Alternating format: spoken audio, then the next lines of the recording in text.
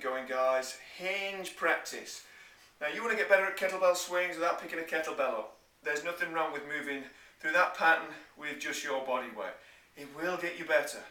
Okay, so there's two positions that you really want to focus on with your kettlebell swing or your hinge. The hinge itself, when you're sending your hips back, and then the start-finish position. So when we start and finish, we're essentially here with the swing. So this is essentially a plank. If you threw me down to the floor, I would be there. So it's an inclined plane, but with the legs wide.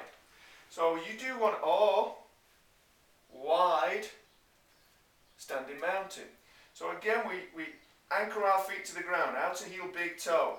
We never lose contact through there. We reach up through the crown of the head, shins forward, thighs back. The hammies, the butt are locking in, the tummy's engaged. The lats are engaged because, just like with the inclined plane, I'm packing those shoulders. On the floor, I generally use forearms forward, upper arms back.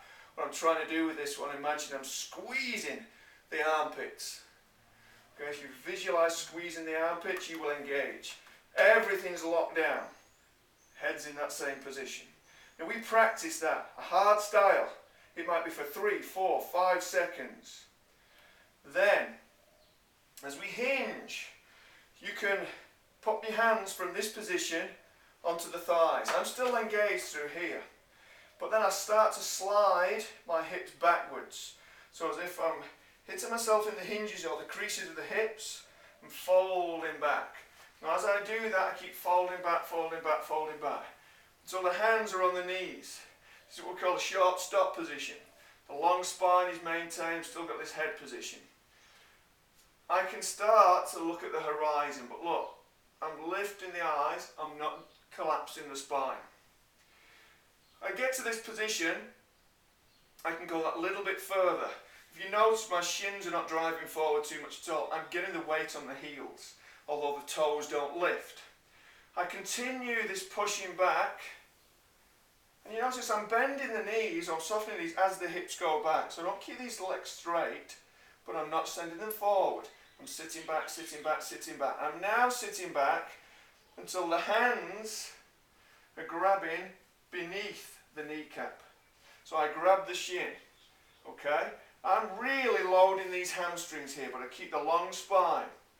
Keep the head in that same position, looking at the horizon. The weight is really on the heels, but as I say, again, I don't lose contact with the toes. Now, from this position, I'm packing those shoulders again, pulling those shoulders away, and I let the hands go, and I reach between my legs if I've got that kettlebell. My hammies are on fire there, loading like crazy. So I go from that position, and I get used to these positions. And the practice could be just holding them, just getting in that position. And after time, when you're really perfecting this position and this position, you can go between the two.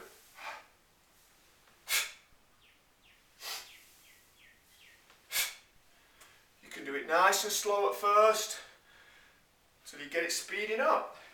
But you've got to be confident that when you go from here